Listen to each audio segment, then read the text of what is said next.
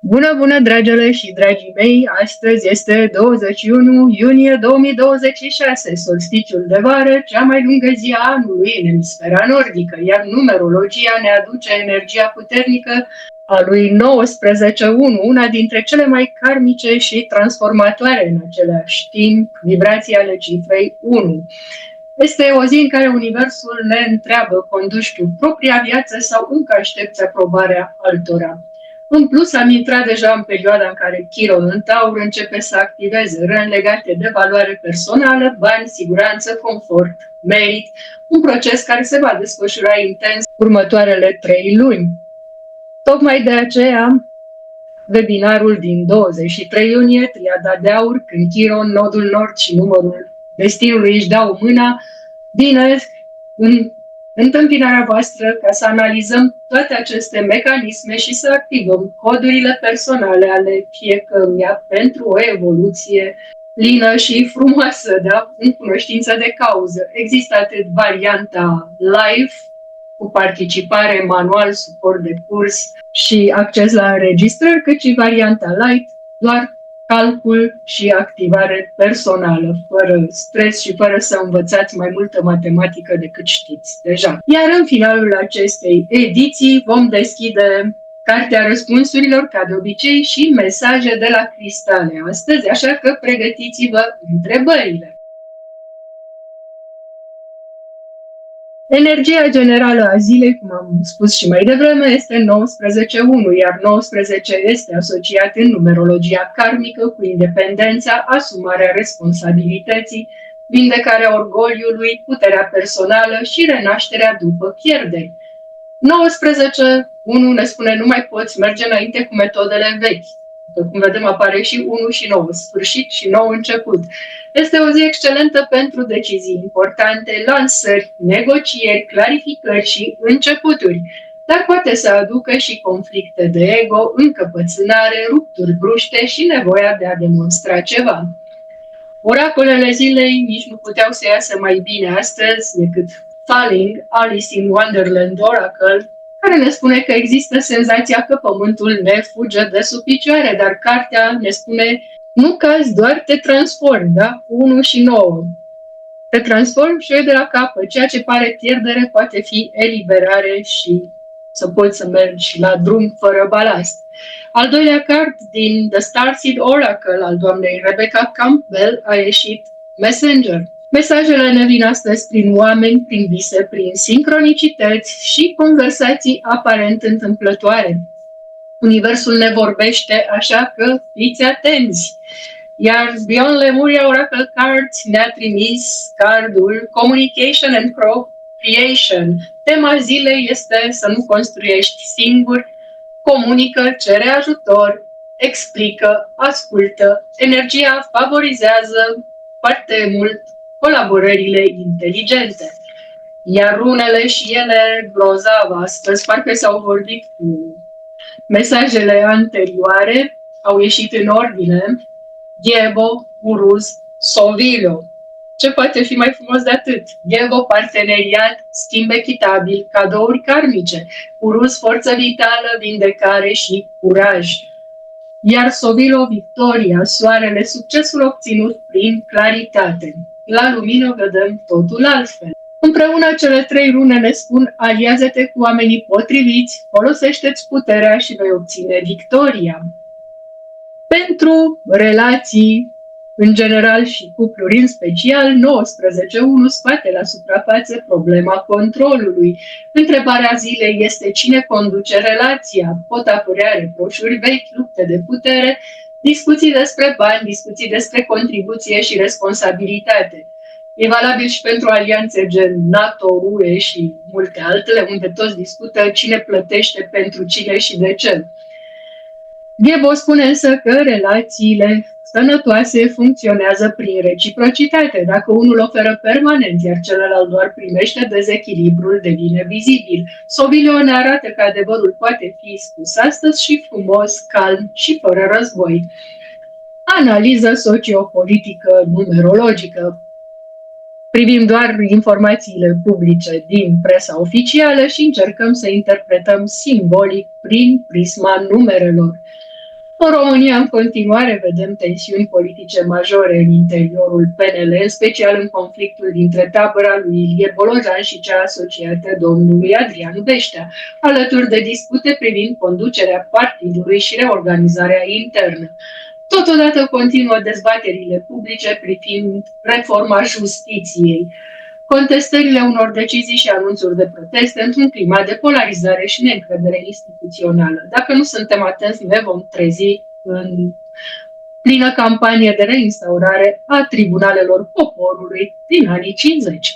Numerologic 19, 1 reprezintă lideri puternici, confruntări de autoritate, reorganizări și separarea vechilor alianțe. La nivel global, aceeași tendință. Sistemele aflate în dezechilibru sunt obligate să se reformeze. Energia lui 1 nu negociază cu trecutul, să ținem cont că e un an 1. Ea spune schimbă sau fii schimbat. Trecem la previziuni pentru fiecare număr de destin. Destinul 1 azi are o zi de afirmare. Nu mai cere permisiunea să fii cine ești. Destin 2, mare atenție la sensibilitatea ta excesivă. Diplomația este mai puternică astăzi decât orgoliul. Destin 3, o zi de comunicare și comunicarea, ca de obicei, îți deschide multe uși. Mesaj, vocea ta valorează mai mult decât crezi. Destin 4, reorganizare totală. Mesaj construiește pentru următorii 5 ani, nu pentru următoarele 5 zile.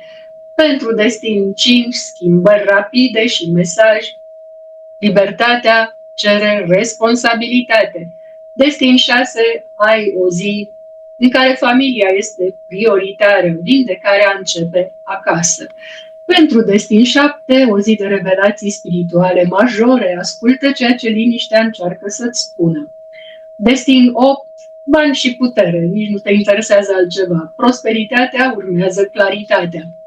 Destin 9, închideri karmice, nu plânge ce pleacă, privește spre ce vine. Destin 11, fiind un canal intuitiv extrem de puternic, astăzi ai încredere în primul răspuns primit. Destin 22, materializare, viziunea ta poate deveni realitate mai repede decât crezi. Ne uităm la Trump. Destin 33, vindecătorul de servici, îi dăm un sfat, ajută fără să te sacrifici. Destin 44, strategul, mesaj, transformă haosul în sistem. Hai că poți. Cristalele zilei astăzi, citrin, ochi de tigru, carneol, pirită, quarț solar. Talismanele zilei, soarele, runa Sovilio, cheia și vulturul. Chiar ar fi drăguț să încercați și mudra vulturului ca să vă detașați. Culorile zilei astăzi, auriu, portocaliu solar, roșu rubin. Florile zilei, floarea soarelui, gălbenele și trandafiri galben. Frecvențe recomandate 528 Hz, 741 Hz și 963 Hz. Playlistul zilei, am mai schimbat puțin, Survivor cu Eye of the Tiger, Bon Jovi cu It's My Life, Tina Turner cu The Best, Coldplay A Sky Full of Stars, One Republic, I Lived, Sia cu Unstoppable, Imagine Dragons cu Believer și Queen cu Don't Stop Me Now. Activități recomandate astăzi, mers ușor, alergare ușoară, ciclism în not, yoga solară, plimbări în natură, aquagym, de ce nu, planificarea obiectivelor. Evitați certurile inutile, impulsivitatea financiară și deciziile luate din orgoliu. Astăzi m-am gândit să facem, fiind o zi solară, Surya Mudra, mudra soarelui. Cum se face? Îndoi degetul inelar spre palmă, îl apeși ușor cu degetul mare, iar celelalte degete rămân întinse. Se practică 10-15 minute. Beneficii: ne crește energia, stimulează încrederea, activează voința și ne susține claritatea mentală. Bineînțeles, vom ține palmele pe genunchi, cu podul palmei spre în sus. Sfatul zilei: nu încerca să controlezi tot, controlează doar ceea ce chiar îți aparține, gândurile, alegerile și direcția. Restul se va așeza atunci când încetezi să te împotrivești curentului vieții. Astăzi universul nu îți cere perfecțiune, îți cere curaj. Acum trecem repede să găsim răspunsul de la Cartea Răspunsurilor, da? Puneți întrebarea 1, 2, 3 și... Wow! Of course! Deci ce v-ați spus, ce nu v-ați spus? Răspunsul este da, da, da. Golden Buzz, un mare da. Bineînțeles, desigur, după o zi în care energia lui 19.1 ne împinge să alegem, să ne asumăm și să pornim pe un drum nou, universul ne răspunde simplu. Da, desigur, mergi înainte, of course. Nu este o energie a ezitării, nu este o energie a lui mai așteaptă puțin, cum a fost zilele trecute, este clar o confirmare că multe dintre întrebările pe care ni le punem deja au primit răspuns în sufletul nostru, însă mintea încă încearcă să negocieze cu frica. Pentru unii, acest of course poate însemna, da, este timpul să faci schimbarea, da, este timpul să vorbești, da, este timpul să ceri ceea ce meriți, da, este timpul să te alegi pe tine. În combinație cu Sovilio, Runa Victoriei, mesajul, din punctul meu de vedere, devine și mai puternic. Succesul este posibil atunci când încetezi să te îndoiești de lumina ta. Cristalele zilei. Astăzi vom primi mesaje prin cristale. Am ales Crystals, The Stone Deck Oracle. Ne va răspunde primul, să vedem ce doresc cristăluțele noastre dragi să ne transmită prin intermediul acestui set. Ok. Primul card a sărit deja. Tibetan Black Quartz. Chiar arată foarte drăguț. Deși nu prea apare negru în poză, dar e foarte, foarte drăguț. Acest cristal este considerat unul dintre cei mai puternici protectori energetici. Mesajul său pentru ziua de astăzi este: rămâi centrat în adevărul tău, indiferent de zgomotul din interior. În contextul energiilor colective tensionate, al conflictelor politice și sociale și al schimbărilor accelerate aduse de vibrația 19.1, Tibetan Black Quartz ne ajută să eliminăm influențele toxice, să ne protejăm câmpul energetic, să distingem adevărul de manipulare și să rămânem ancorați în realitate. Este un cristal excelent pentru meditație, protecție spirituală și claritate mentală. Trecem la celălalt set de cărți oracol. Vom extrage din Crystal Grid Oracle un card, să vedem ce îndrumări suplimentare ne va transmite acest set de cărți oracol.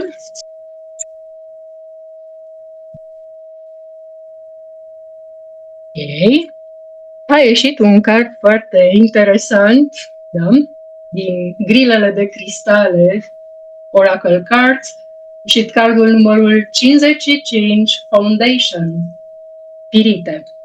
Numărul 55 ne vorbește despre schimbări majore, de 2 ori 5. Pirita vorbește despre structură, stabilitate și prosperitate și protecție, de ce nu? Mesajul combinat este extraordinar. Construiește fundația noului tău viitor, chiar dacă terenul încă ți se pare că se mișcă sub picioare. Mulți oameni așteaptă să dispară haosul înainte de a începe, dar Pirita spune exact invers. Începe acum și stabilitatea va apărea pe parcurs. Pentru cei preocupați de bani, carieră sau siguranță materială, aceasta este una dintre cele mai favorabile combinații ale zilei. Pentru cei care nu știu cum să-și activeze potențialul, nu uitați de triada de aur care trebuie activată. Cum am spus și am lăsat și în comentarii, există și varianta light, doar calcul personalizat și activare, fără a fi nevoie să învățați matematică mai mult decât știți deja, să vă bateți capul. În concluzie, sinteza energiilor zilei, carduri, rune, numere, astre, de ce nu, ne spune că transformarea este deja în desfășurare, așa că nu avem încotro și pur și simplu falling, să mergem cu valul. Iar Messenger ne spune că primim toate răspunsurile de care avem nevoie. communication and co-creation ne insistă pe ideea să nu ne izolăm, ci să acceptăm lucrul în echipă. Iar Ghebo confirmă și întărește această idee, spunându-ne să acceptăm sprijinul potrivit. Uruz arată că avem mai multă forță decât credem, iar Sobilio, lumina învinge. Universul, prin Cartea Răspunsurilor, ne confirmă, of course, da. Iar Tibetan Black Quartz ne protejează energia, iar Pirita ne ajută să construim pe termen lung, nu 5 zile, ci pe 5 ani. Mesajul final al zilei ar fi, da, drumul există, da, ai resursele necesare, da, poți merge înainte, dar fă-o cu discernământ, protejându-ți energia și construind pe o fundație solidă. Ca simbolistică numerologică este foarte interesant că Pirita a venit pe cardul 55, iar 55, tot un 1 până la urmă, este una dintre vibrațiile care amplifică schimbarea și noile începuturi. Combinată această cifră, da, cu vibrația lui 19, apare ideea unei schimbări de direcție care, indiferent ce vrem sau nu vrem, nu mai poate fi amânată atât la nivel individual cât și colectiv. Este exact genul de energie care susține tema pe care o ai deja în introducerea despre Chiron în Taur și despre necesitatea de a ne redefini cu toții relația cu valoarea personală, banii și meritul și pe toate celelalte planuri ale existenței noastre, inclusiv în relații, în iubire, în familie, în societate. O zi frumoasă în continuare, ne revedem și ne reauzim cu bine și mâine la o nouă ediție Numerologia Zilei.